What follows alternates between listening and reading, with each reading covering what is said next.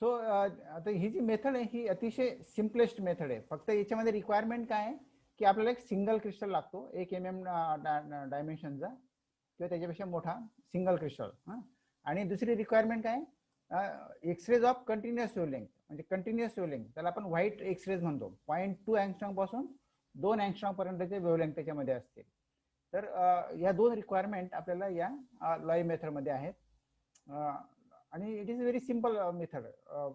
फक्त सॅम्पल होल्डरवर आपण sample keep करायचं आहे आणि एक्सरे बीम त्याच्यावर इन्सिडेंट केला की याच्यातनं जे पर्टिक्युलर प्लेन्स आहेत ते याच्यातली कुठली तरी एक वेवलेंथ सिलेक्ट करतात. त्यांना जी wavelength bright diffraction condition satisfy करते, दॅट वेवलेंथ सिलेक्ट झाली की मग it sends the diffraction pattern in a particular direction. आणि म्हणून आपल्याला असं एक रेग्युलर पॅटर्न आपल्याला या मेथडमध्ये मिळतो. So this method is very quick and rapid आणि आपल्याला साधारणतः it is used for the determination of crystal symmetry. कारण इथे लक्षात येईल तुम्हाला की हे जे क्रिस्टल स्ट्रक्चर आहे इथे आपण लाईन्स ड्रॉ केलेल्या आहेत. तर या लाईन्सच्या around this lines there is a symmetry. Around this lines there is a symmetry. मग जर त्या क्रिस्टल स्ट्रक्चरमध्ये सिमेट्री असेल तर आपल्याला असं सिमेट्रिक पॅटर्न मिळेल. सिमेट्री नसेल तर त्याप्रमाणे आपल्याला असिमेट्रिक पॅटर्न मिळेल. सो सिमेट्रिक आणि असिमेट्रिक पॅटर्न आपल्याला depending upon the type of the crystal आपल्याला मिळेल. So it is the very quick and rapid method for the determination of crystal symmetry. नंतर defect in the crystal can be detected by using this method. आता बघा इथे हा regular pattern आपल्याला मिळालेला आहे. समजा हा एक पर्टिक्युलर क्रिस्टल स्ट्रक्चरसाठी आपल्याला हा पॅटर्न मिळाला आणि समजा त्या क्रिस्टलमध्ये काहीतरी डिफेक्ट्स असतील. Suppose this crystal structure contains some kinds of defects. तर जर डिफेक्ट असतील तर some intense spots will get missing. या रेग्युलर याच्यातनं ते काय होते, दे विल गेट मिसिंग किंवा या ज्या जी पोझिशन दिसते आपल्याला त्याच्यापेक्षा ते इकडे तिकडे शिफ्ट झालेले असतील. तर हे स्पॉट जर इकडे तिकडे शिफ्ट झालेले असतील तर समजायचं की आवर क्रिस्टल इज डिफेक्टिव्ह. म्हणजे हा जो रेग्युलर पॅटर्न आपल्याला दिसतोय तसा रेग्युलर पॅटर्न जर आपल्याला मिळाला नाही तर आपण काय समजायचं की we can conclude that the crystal is a defective. So defect in the crystal can be detected by this method. So for Loy method you only remember 2 points. It is the very simplest and rapid method for the determination of crystal symmetry. The requirement for this crystal structure is the requirement for this method is a single crystal of 1 mm dimension is required and X-rays of continuous length from 2.2 angstrom to 2 angstroms are required. So this is the Loy method. Now what are the limitations? This is a very important point to discuss. या एक्सरेचे limitations काय, या मेथडचे limitations काय आहेत. आता आपण बघा की आपण एक्सरे जे वापरले कंटिन्युअस वेवलेंथचे वापरले बरोबर. म्हणजे 0.2 अँगस्ट्रॉम टू 2 अँगस्ट्रॉम म्हणजे त्याच्यामध्ये नंबर ऑफ वेवलेंथ्स इन्व्हॉल्ड आहेत.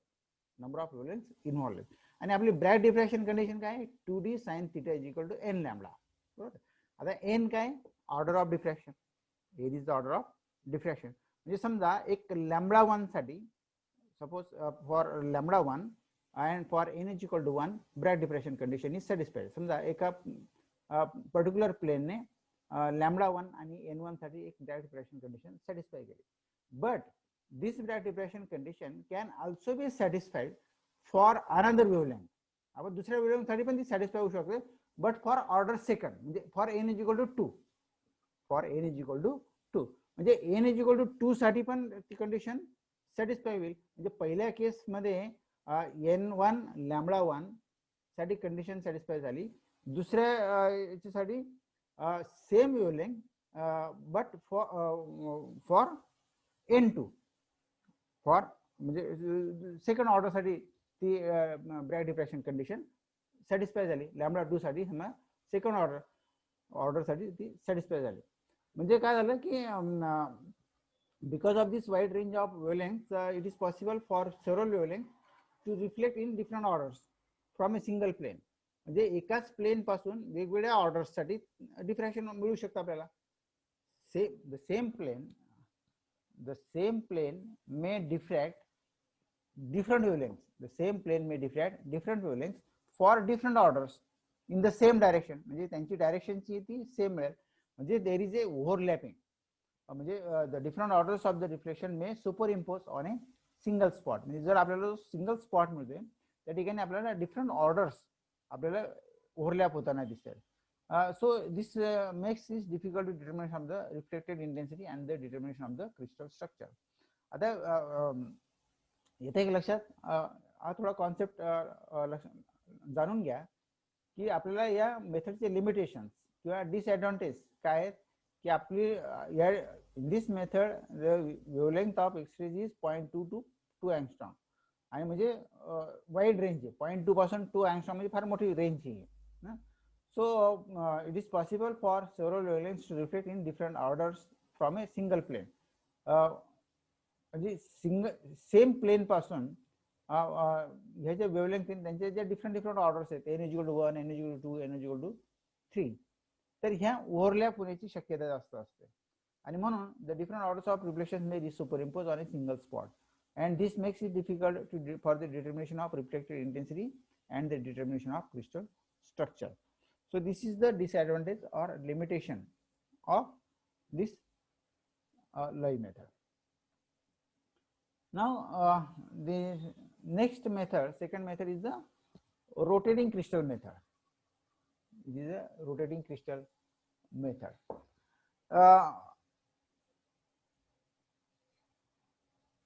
In the last Loy method मध्ये आपण काय म्हटलं की कंटिन्युअस वेवलेंथ वापरले आपण. कंटिन्युअस वेवलेंथ आता म्हणजे याचा अर्थ काय एक लक्षात घ्या. एक उदाहरण देतो मी तुम्हाला की समजा आपल्याला एक टार्गेट दिलेलं आहे.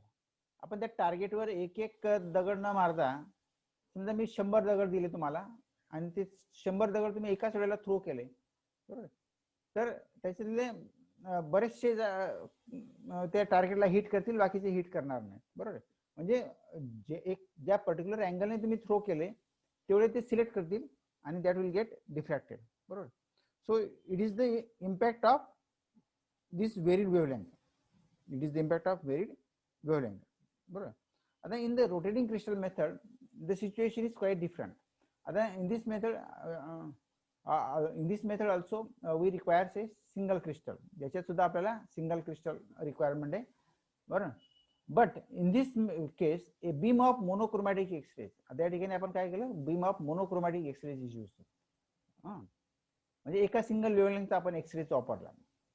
बीम ऑफ कंटिन्युअस वेवलेंथ ना वापरता आपण एक single wavelength monochromatic beam of X-rays is used बरोबर. So the requirement for rotating crystal method is it requires a single crystal and a monochromatic beam of X-rays बरोबर. Single crystal आणि monochromatic beam of X-rays. आणि this crystal is rotated. This crystal is rotated on this rotating arrangement. So when a particular plane of this crystal comes,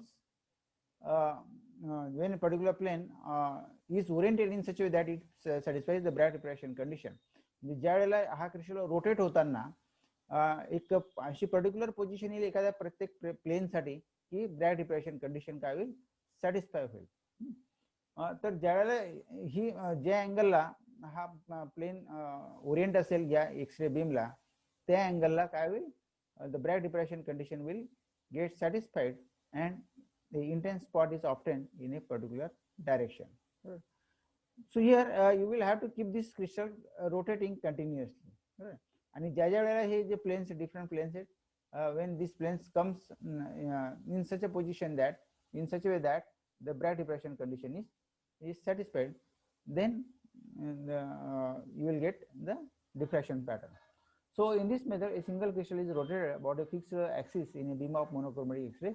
The variation in the angle theta brings the different atomic planes into position for reflection satisfying Bragg depression condition.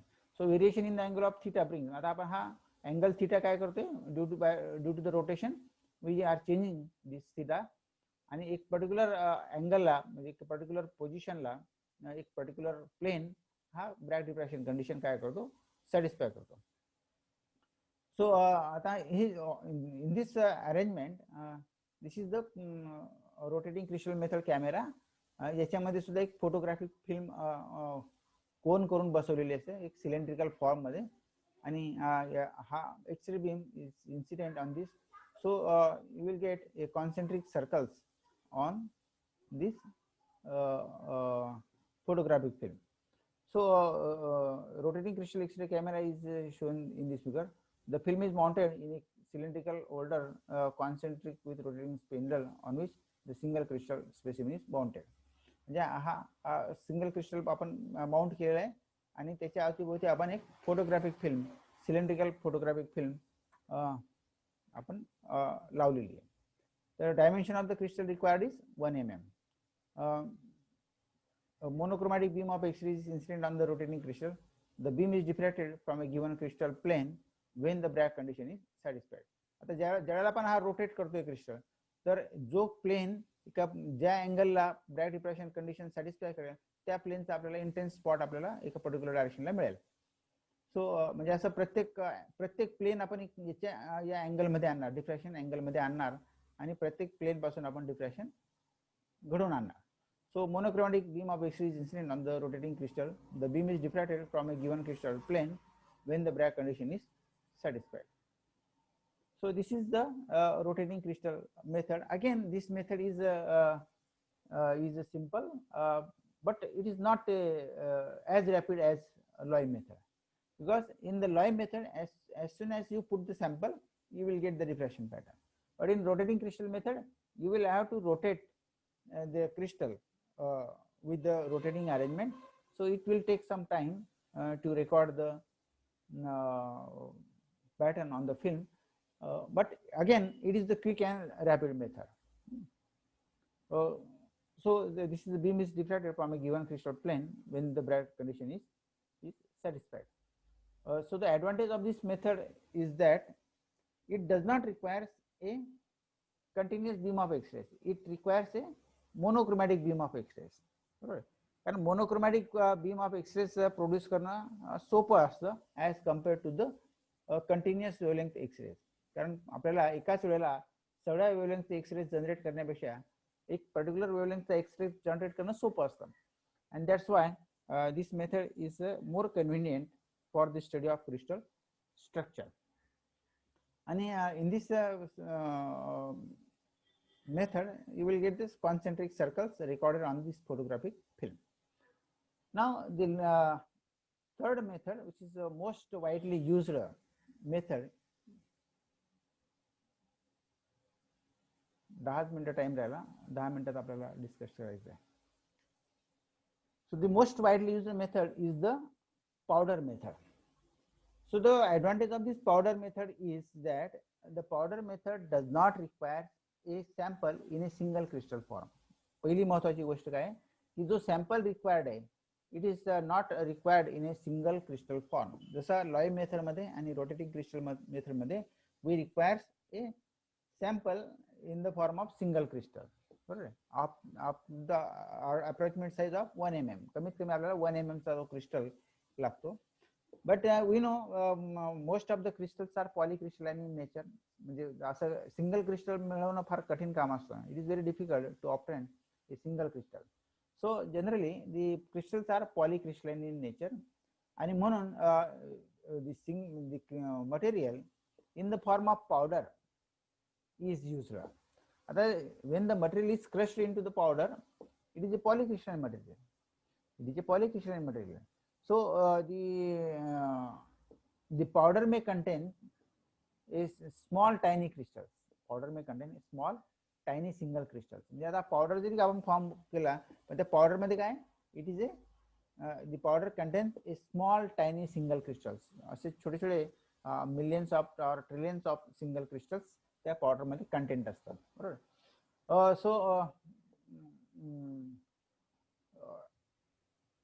So this powder method is very useful and it gives a lot of information about the crystal.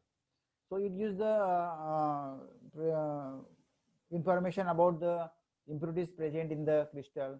It provides information regarding distortions or defects present in the crystals, or it also gives information in which direction the crystal growth is preferred So because the crystal growth is preferred in particular direction. So that is in which direction the crystal growth is preferred. It is also can be studied. So then the average crystal size, crystallite size, or grain size can be found out from this powder method. So this is the most important and most useful, widely used method for the determination of crystal structure. So in this method, a sample of very few milligram, not gram, but few milligram sample is required, and the sample is in the form of powder. याच्यामध्ये sample कुठल्या form मध्ये असतं तर powder form मध्ये असतं. So X-ray beam of monochromatic X-ray beam. आता इथे पुन्हा monochromatic X-ray beam is used, and this monochromatic X-ray beam is incident on a powder sample. Now you know the powder contains a millions of single crystals. Powder मध्ये काय millions of single crystals आहेत, बरोबर. आणि हे जे these millions of single crystals are oriented in different direction, बरोबर. म्हणजे ते लाखो जे सिंगल क्रिस्टल्स आहेत ते वेगवेगळ्या डायरेक्शनली काय होत आहे ओरिएंट झालेले आहेत, because they are in the powder form, बरोबर. So their orientations are different. So when X ray monochromatic X ray beam is incident on this powder sample. आता या पावडर सॅम्पल मध्ये काय असेल की असे काही ठराविक प्लेन्स असतील की ते ब्राइट डिफ्रॅक्शन कंडिशन सॅटिस्फाय करतील. म्हणजे असं एखादा क्रिस्टल असा पडलेला असेल की it satisfies the bright diffraction condition for particular plane, बरोबर. तर आपण ब्राइट डिफ्रॅक्शन कंडिशन त्यासाठी काय म्हणजे इंटेन्स स्पॉट आपल्याला त्या ठिकाणी मिळेल.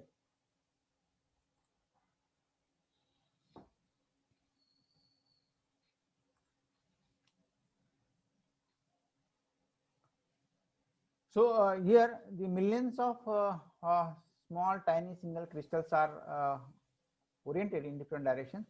त्याच्यामुळे काय होईल की हा एक्सरे बीम, आता एक समजा हा आपला सी हा आपला टार्गेट आहे, बरोबर. या टार्गेटवर आपण म्हणजे पावडरवर आपण हा एक्सरे बीम आपण इन्सिडेंट केला. आता एक समजा एक पर्टिक्युलर एक सिंगल क्रिस्टल आहे आणि तो असा पडलेला आहे की it satisfies the bright diffraction condition. Now suppose that the single crystal is lying in such a way that it satisfies the bright diffraction condition. आणि त्याने समजा या डायरेक्शनला आपल्याला एक समजा या डायरेक्शनला त्याने ब्राइट डिफ्रॅक्शन कंडिशन सॅटिस्फाय केली, बरोबर. म्हणजे you will get the intense spot in this direction, बरोबर. त्याच वेळेला दुसरा एखादा क्रिस्टल असेल की तो पण एक पर्टिक्युलर अँगलने या एक्सरे बीमशी पडलेला असेल आणि but it sends the diffraction pattern in this direction. तो या डायरेक्शन आहे कारण अँगल सेम राहील because it satisfies the bright diffraction condition for the different orientation, बरोबर. मग असं ड्यू टू दिस काय होईल आपल्याला की समजा तिथे हजार असे क्रिस्टल्स आहेत की they are satisfying the bright diffraction condition for different orientation, बरोबर. आणि 2D sin theta is equal to n lambda. Suppose if n is kept fixed, n is equal to 1, then 2D sin theta is equal to lambda, bro. Now lambda is fixed, lambda काय आहे fixed आहे.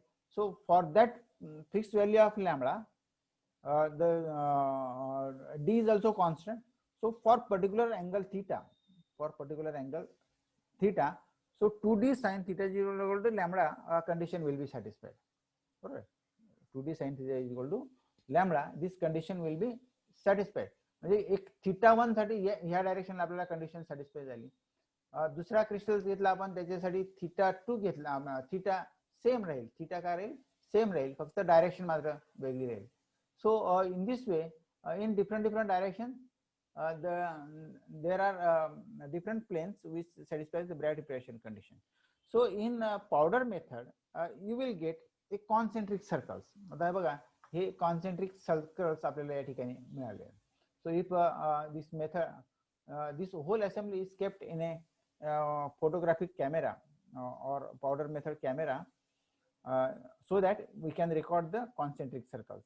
So on the photographic film, you will get a record or pattern of these concentric circles.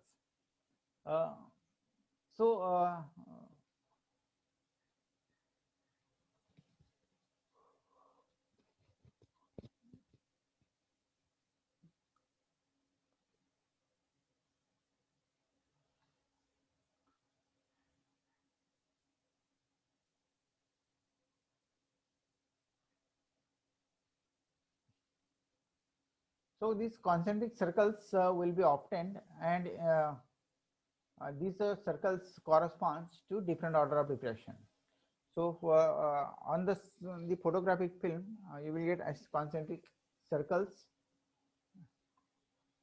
and these concentric circles, the orientation मात्र काय असेल, fix असेल. So in the next lecture we will see how to analyze the given crystal structure using the powder method. So today we will stop here. So remember, in powder method आपल्याला powder method मध्ये requirement काय आहे, sample is in the form of powder. Now the powder sample contains large number of single tiny crystals. या ठिकाणी काय करता येते, large number of single tiny crystals are present, and these crystals are oriented in different directions. These crystals are oriented in different directions. म्हणून ज्या direction म्हणजे एक जो crystal plane Bragg diffraction condition satisfy करेल, it will send the intense spot in that particular direction. So this angle is the 2 theta. म्हणजे आपल्याला एक concentric कोन मिळेल आपल्या ठिकाणी, बिकॉज हा जो कोन मिळतोय आपल्याला, this is due to the different orientation. प्रत्येक टायनी क्रिस्टलचं ओरिएंटेशन काय डिफरंट आहे, but Bragg diffraction condition satisfy होते, म्हणजे थीटा त्या ठिकाणी काय होतोय, सेम आहे. Theta is same for that orientation. म्हणून आपल्याला असे concentric circles, you will get the concentric circles on the photographic film, and by studying this position of these concentric circles, we can analyze the given crystal structure. So analysis part is there. We will take the analysis part tomorrow. So the points to remember in this method is in powder method, the sample required is in the form of powder. Right? The powder consists of tiny single crystals. Powder consists of tiny single crystals. So the necessity of single crystal is eliminated in the powder method, आणि म्हणून जास्तीत जास्त आपण powder method prefer करतो. कारण single crystal असणं मिळवणं कुठल्याही सिस्टम मध्ये it is very difficult to obtain the single crystal. कुठल्याही ग्रोथ मेथड तुम्ही वापरा क्रिस्टल साठी, नॅचरल और आर्टिफिशियल, तर सिंगल क्रिस्टल मिळवणं परफेक्ट सिंगल क्रिस्टल मिळणं अतिशय अवघड काम असतं. म्हणून powder method is generally preferred because powder contains small or very tiny single